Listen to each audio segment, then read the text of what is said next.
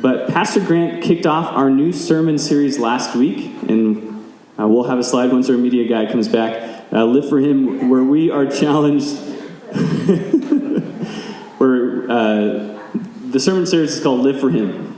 And last week, Grant challenged us to living a life of commitment and devotion to God is what we're called to do. But also, living a life of commitment and devotion to God is not necessarily what this world is teaching us to do. Actually, Grant went in a little bit further than that and said, generally, we're not ones to be devoted or committed to much of anything outside of what's best for ourselves. We're kind of flaky. And I would actually kind of say our society is a bit of a self-centered society.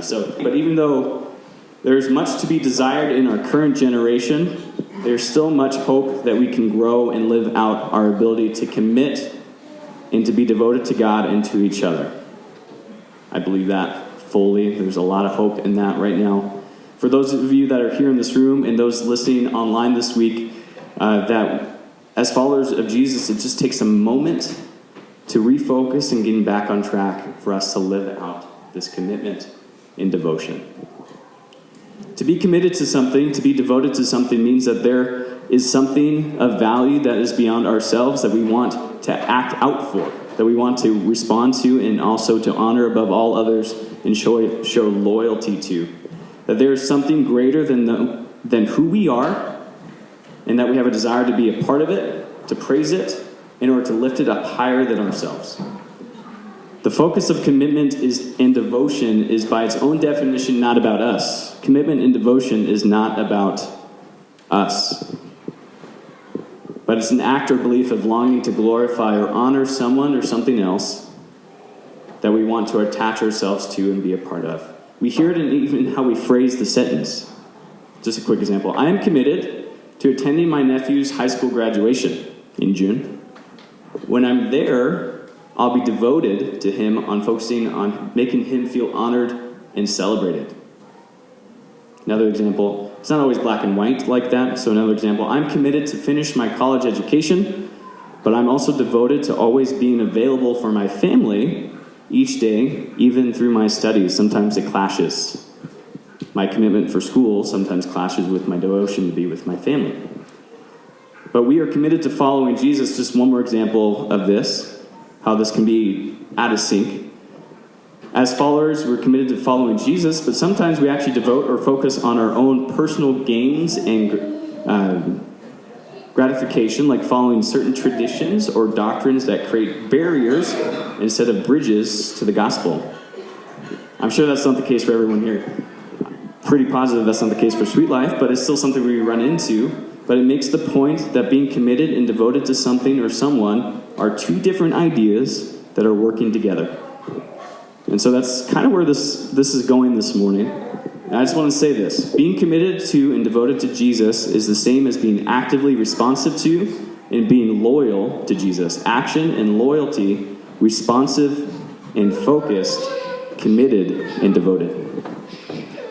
This week, my wife Laurel and I decided to eat a little healthier. We took part of this thing called Take Shape for Life. So we eat 5 meals a day that are 100 calories every 2 to 3 hours. So you eat 100-calorie meals with one lean and green meal mixed in there.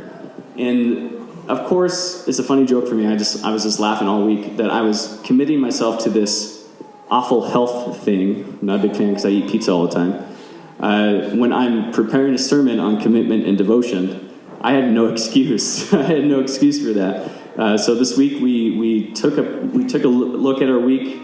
We prepared on Sunday night. What is this week going to look like for this health adventure? And so we had to prepare each day what our meals were going to be. And then we also had to kind of really focus in on when things didn't quite go as planned. I ended up meeting with a few people this week for pizza at our pizza shop downtown. First time, I had a salad. It was a big deal for me. I said no to pizza. I almost grabbed a slice, but I was like, no, I'm doing this thing. Got a salad. The second time, I was not so lucky. You know, you can't do it twice and not get pizza. And so I got a few slices of pizza that time. But the thing that caught my attention was once you kind of make a mistake in your commitment, it's really hard to get back on track. And so I actually really had to spend a lot of energy after that lunch meeting where I got a few slices to get back going on my routine and my commitment and my devotion to this Take Shape for Life, this health plan for the week. And with any commitment, the hardest part is being loyal or focused on the process that even when you do it when no one's looking. Like, not everyone's going to be aware of this process. They're not going to keep tabs on me at work. I have a bowl of candy at my desk for my clients, and I didn't touch it a single time, but I could have. I could have had, just a few pieces of candy here and there. Or I could have told Laurel, hey, I got my bag full of meals for today, and not even tell her that, I'm going to eat pizza every meal in the afternoon. But I committed to it. And even when no one was looking, I committed to this health plan. And it was great. It's been a week. Had another pizza night last night. It was awesome. I mean, I just seriously love pizza. But the goal, even this morning, was to get back on track, eating these meals, drinking more water, all this. So getting back on track. And so what I want us to realize this morning is that being committed and devoted to something or someone in a practical sense means to follow through with that commitment by being prepared, being loyal and focused, and doing so even when no one is looking. Let me read that again.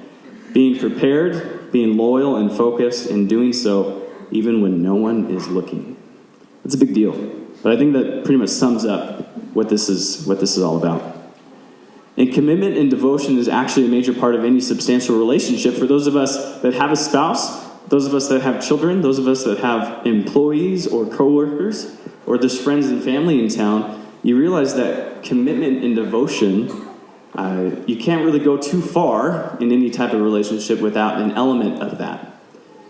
And as believers and followers of Jesus, we're called to commit to God, but also to each other. And that's what Grant spoke on last week. And this sums it up in Acts 2:42 through 47. I'm not going to have you read it, but I'm just going to summarize it. It says that all the believers had devoted themselves to the apostles' teaching and to each other. They shared meals together and they prayed together. They met together and shared everything they had with one another. They even sold property and gave the money to those in need, all the while praising God together. Through that commitment and devotion throughout all the generations since then is how we have the church today, or at least it's a part of the reason why we have the church today, is that churches of all generations have built up together. They work together. Not just their commitment and devotion to God individually, but as a collective group, and also together.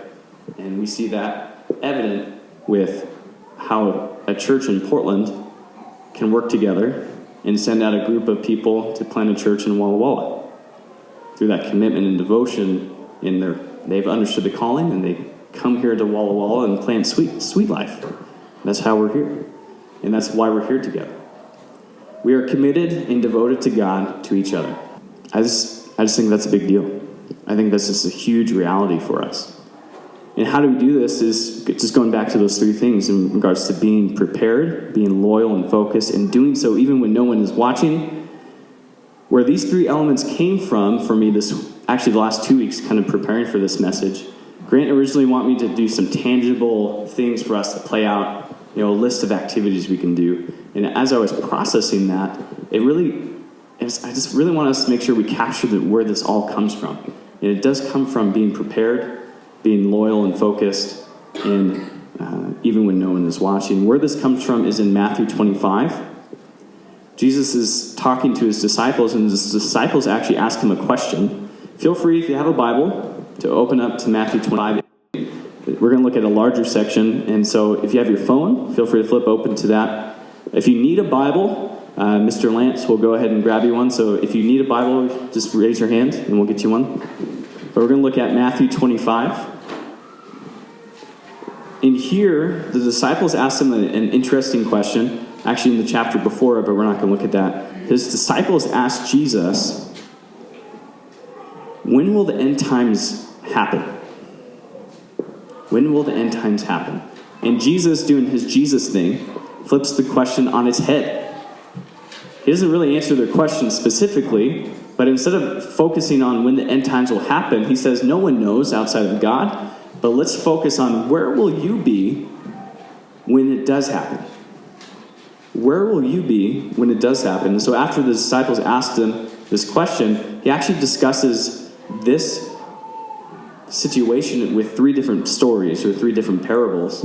And that's where Matthew chapter 25 comes in play.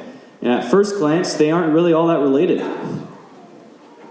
There's 3 stories, one about bridegrooms, one about servants and money that's left to them, and then one about sheep and goats. What the heck? How does this all tie in together? But looking at the question and how Jesus switches it up, and just these 3 parables in general, I think there's a real strong reality and purpose for what Jesus was doing, and it ties in to our commitment and our devotion. So let's take a look at Matthew 25. Grab up my Bible here too. We're just going to look at this first section here first. I'm going to read it. Feel free to read along with me. Please in your head if you want, or whisper quietly. It's okay. Then the kingdom of heaven will be like 10 bridesmaids who took their lamps and went to meet the bridegroom. 5 of them were foolish and 5 were wise. The 5 were foolish, didn't take enough oil for their lamps. But the other 5 were wise enough to take along extra oil. When the bridegroom was delayed, they all became drowsy and fell asleep. At midnight, they were roused by the shout, "Look, the bridegroom is coming, come out and meet him." All the bridesmaids got up and prepared their lamps. Then the 5 foolish ones asked the others, "Please give us some of your oil because our lamps are going out." But the others replied, "We don't have enough for all of you. So go to the shop and buy some for yourself."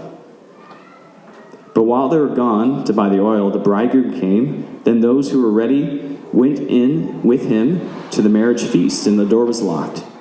Later, when the other 5 bridesmaids returned, they stood outside calling, "Lord, Lord, open the door." But he called back, "Believe me, I don't know you. So you too must keep watch, for you don't know the day or hour of my return." Jesus always kind of breaks out his ideas in stories, and I love that. But what the heck is this about? In the context of the question, and what we're about to look at here soon, I want to focus on the 5 foolish bridesmaids first. The 5 foolish bridesmaids didn't follow through on their commitment and devotion. What do you mean by that, Jason? To their bridegroom, because they lacked awareness and preparation. Their goal didn't happen. Their commitment and devotion, they didn't prepare enough for them to follow through. You know, the situation was out of their control a little bit, but they didn't prepare enough to bring enough oil. Their flame literally ran out. They didn't prepare for the journey ahead. They didn't prepare adequately. Let's look at the next section. The parable of the 3 servants. In some translations, the title says the parable of the talents, which is a little bit familiar, I think, for some of us here. Again, the kingdom of heaven can be illustrated by the story of a man going on a long trip. He called together his servants and entrusted his money to them while he was gone. He gave 5 bags of silver to one, 2 bags of silver to another, and 1 bag of silver to the last, dividing it in proportion to their abilities. He then left on his trip. The servant who received the 5 bags of silver began to invest the money and earned 5 more. The servant with 2 bags of silver also went to work and earned 2 more. But the servant who received the 1 bag of silver dug a hole in the ground and hid the master's money. After a long time, the masters returned from his trip and called them to give an account of how they had used the money. The servant to whom he had entrusted the 5 bags of silver came forward and said, with 5 more bags, and said, "Master, you gave me 5 bags of silver to invest, and I have earned 5 more." The master was full of praise. "Well done, my good and faithful servant. You have been faithful in handling this small amount, so now I will give you many more responsibilities." Let's celebrate together. Let's skip down to verse 24. Then the servant with 1 bag of silver, the one that dug a hole, said to the master, "Master, I knew you were a harsh man, and harvesting crops you did not plant, and gathering crops you did not cultivate. I was afraid I would lose your money, so I hid it in the earth. Look, here's your money back." But the master replied, "You wicked and lazy servant. If you knew I had harvested crops I didn't plant and gathered crops I didn't cultivate, why didn't you deposit my money in the bank? At least I could have gotten some interest on it." Then he ordered, take the money from the servant and give it to one another with the 10 bags and the 5 bags. To those who use well what they are given, even more will be given to them in abundance. But for those who do not and do nothing, even what little they have will be taken away. Now throw this useless servant into the outer darkness where there will be weeping and gnashing of teeth. With this section, it kind of ends a little harsh there, and the next one ends a little harsh there too. But the point of it is this. The 3 servants each had the same responsibility that they were tasked with. The master simply entrusted them with his money. But through this, we see not simply a story about the returns of the cash, but actually get an insight into the relationship that each servant had with the master. And it comes down to this. The first 2 servants were understanding of what the master was asking, and they were faithful and focused while the master was away. The one that dug a hole, he obviously was not. He was not focused. He didn't know what was being asked of him. And by the end of the story, he made excuses. Whatever he was committed and devoted to didn't happen because of this. Because of this. And simply because he didn't understand what was being asked of him. He wasn't devoted. He simply made excuses. Okay, let's read the last section and then we'll be done with this. But when the Son of Man comes in his glory, and all the angels with him, then he will sit upon the glorious throne. All the nations will be gathered in his presence, and he will separate the people as a shepherd separates the sheep from the goats. He will place the sheep on his right hand and the goats on his left. Then the king will say to those on his right, come, you who are blessed with my Father, inherit the kingdom prepared for you from the creation of the world. For I was hungry. This is the key part here. For I was hungry, and you fed me. I was thirsty, and you gave me something to drink. I was a stranger, and you invited me into your home. I was naked, and you gave me clothing. I was sick, and you cared for me. I was in prison, and you visited me. Then the righteous ones will reply, Lord, when did we ever see you hungry and feed you, or thirsty and give you something to drink, or a stranger and show you hospitality, or naked and give you clothing? When did we ever see you sick or in prison and visit you? And the king will say, I tell you the truth, when you did that to the one of the least of these, my brothers and sisters, you were doing it for me. Then the king will turn to those on his left, away with you, you cursed ones, into the eternal fire prepared for the devil and his demons. For I was hungry, and you didn't feed me. I was thirsty, and you didn't give me something to drink. I was a stranger, and you didn't invite me into your home. I was naked, and you didn't give me clothing. I was sick and in prison, and you didn't visit me. Then they will reply, Lord, when did we ever see you hungry or thirsty or a stranger or naked or sick or in prison and not help you? And he will answer, I will tell you the truth. When you refuse to help the least of these, my brothers and sisters, you refuse to help me.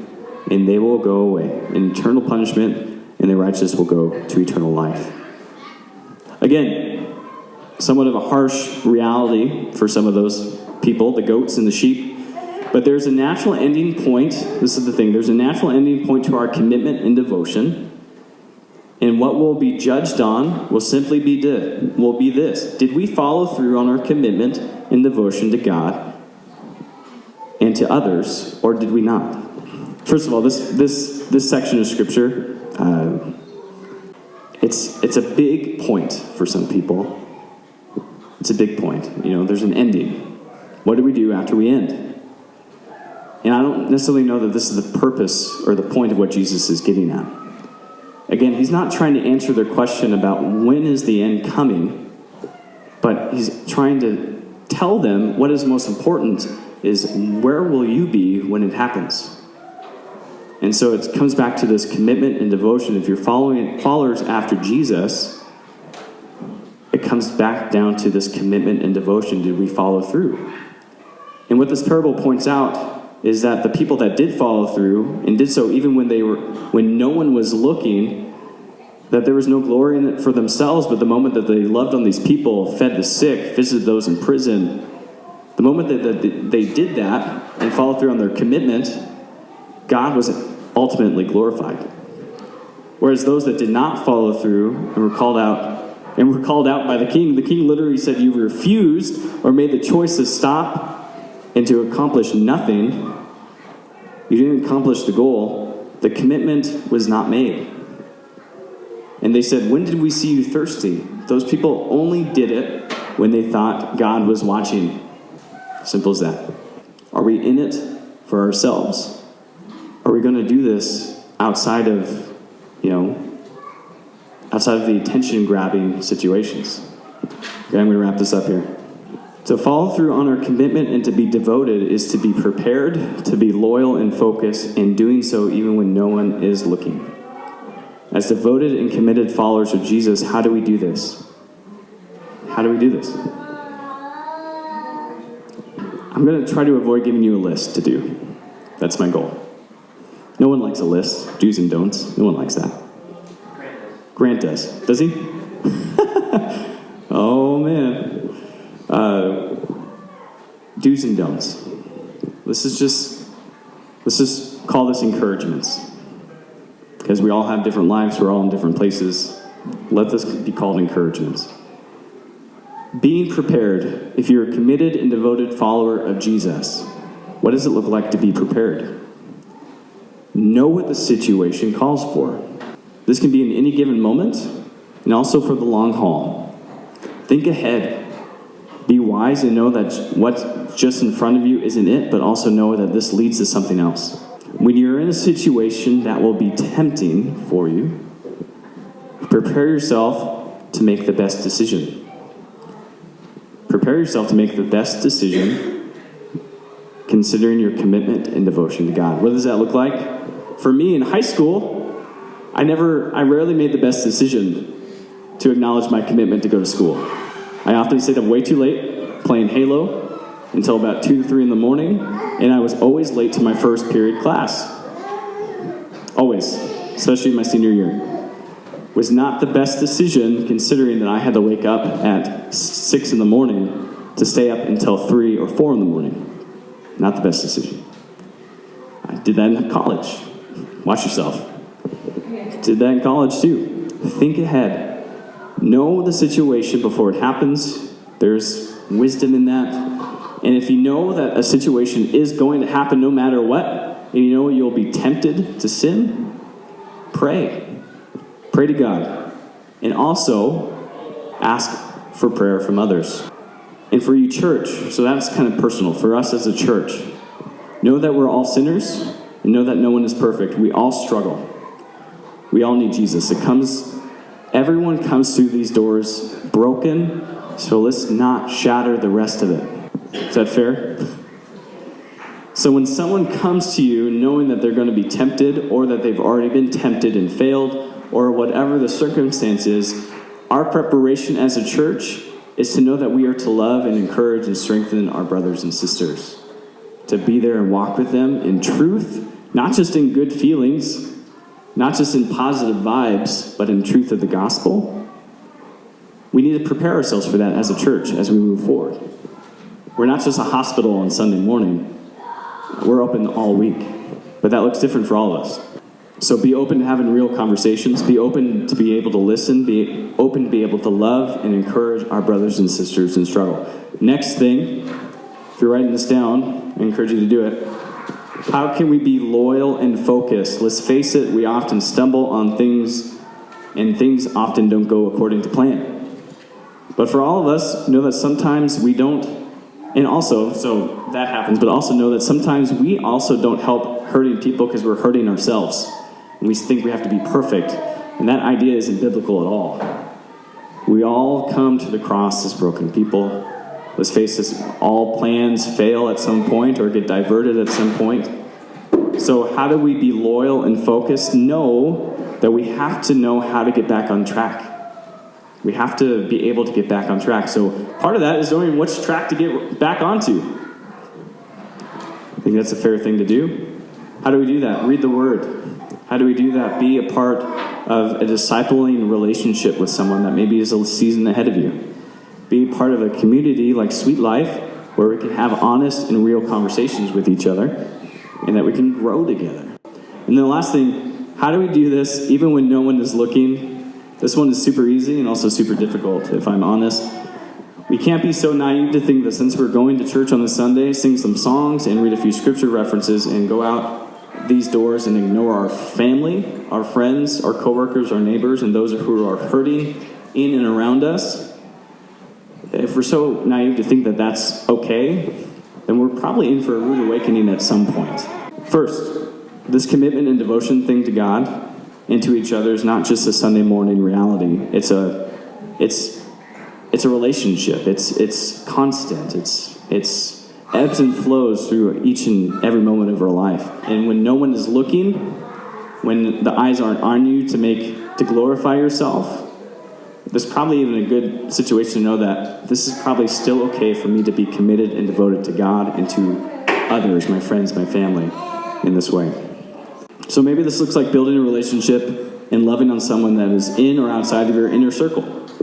Family, work, or someone in this town. We have homeless teens. We have homeless teens about 4 blocks that way that walk around town every day not knowing what to do. Or they're doing something. Who knows? But they're there. And a challenge for myself as I was going through this message is maybe I can start talking with someone. Just have a conversation. Get to know them.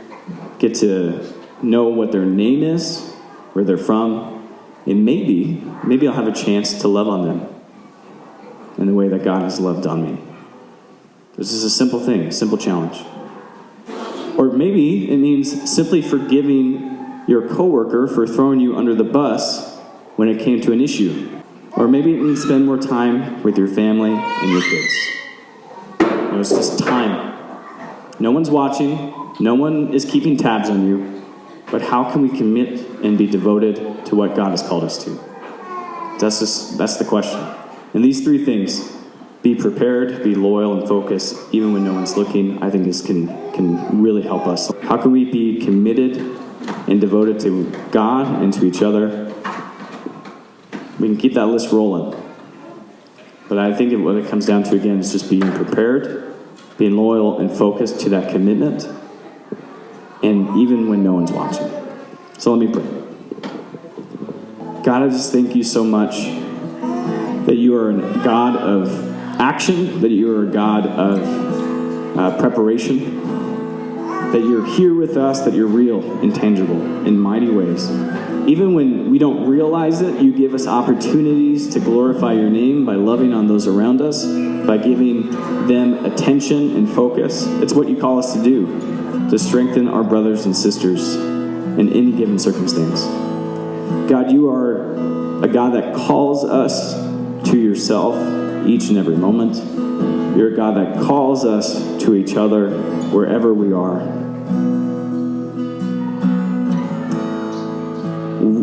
Our calling is not to shatter the pieces, but God, we know that you take these pieces and build them up in mighty ways. You lead us to understand your calling and commitment to reach our family, our friends, our coworkers, and that you give us the strength to do that. And even when we're off track, even when we falter and fail, that you are there and full of grace and mercy. You give us the strength and the wisdom and the encouragement from our church family and your word and just through who you are to get back on the right track. It starts in this moment. It starts in this moment.